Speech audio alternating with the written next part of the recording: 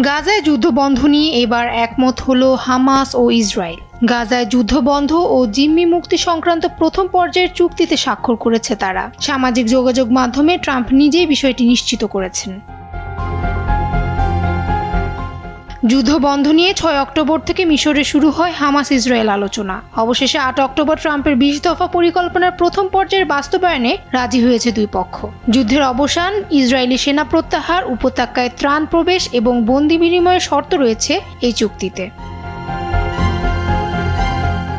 নিজের সামাজিক মাধ্যমে ট্রাম্প বলেন, গর্বের সঙ্গে ঘোষণা করছি যে ইসরায়েল ও হামাস উভয়েই আমাদের শান্তি পরিকল্পনার প্রথম পর্যায়ে সই করেছে। খুব শিগগির সব জিম্মিকে মুক্তি দেওয়া হবে।